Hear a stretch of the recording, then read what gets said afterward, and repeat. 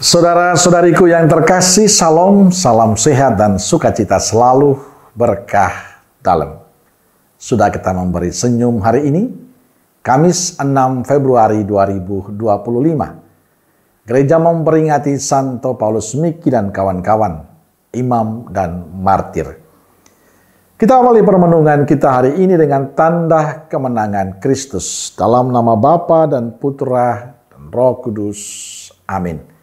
Permenungan kita diambil dari Injil Markus bab 6 ayat 7 sampai 13. Ia memanggil ke-12 murid itu dan mengutus mereka berdua-dua.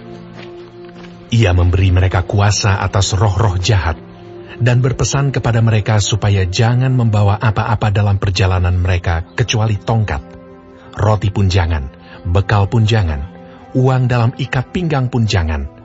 Boleh memakai alas kaki, tetapi jangan memakai 2 baju.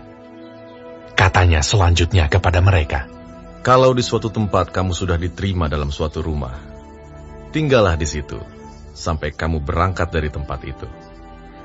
Dan kalau ada suatu tempat yang tidak mau menerima kamu, dan kalau mereka tidak mau mendengarkan kamu, keluarlah dari situ, dan kebaskanlah debu yang di kakimu sebagai peringatan bagi mereka."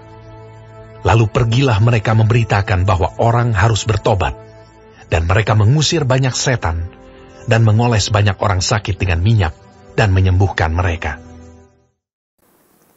Saudara-saudariku yang terkasih, setelah Yesus berkeliling dari desa ke desa sambil mengajar, Ia memanggil para murid untuk melibatkan mereka dalam pelayanannya. Lalu Ia mengutus dan memberi mereka kuasa untuk mengadakan pelayanan.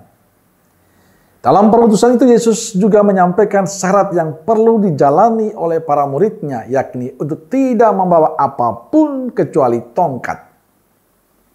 Ia juga memberikan wejangan pada para murid bila berhadapan dengan orang-orang yang menerima atau menolak pemberitaan mereka. Dengan nasihat dan syarat ini, Yesus menunjukkan bahwa semua pelayanan mereka adalah pelayanan yang bergantung sepenuhnya pada anugerah Tuhan. Dalam pelayanan, para murid dituntut untuk memiliki taatan total pada Tuhan yang menjaga dan menyediakan semuanya untuk mereka. Saudara-saudariku yang terkasih, Yesus tidak hanya mengutus para muridnya, Yesus juga mengutus kita, Anda dan saya sebagai muridnya, untuk ikut serta dalam pelayanan pemberitaan Injil. Yesus juga tidak melarang kita untuk memiliki uang atau makanan. Tapi Yesus mengingatkan kita bahwa semua pelayanan kita yang kita lakukan harus bergantung sepenuhnya pada anugerah Tuhan.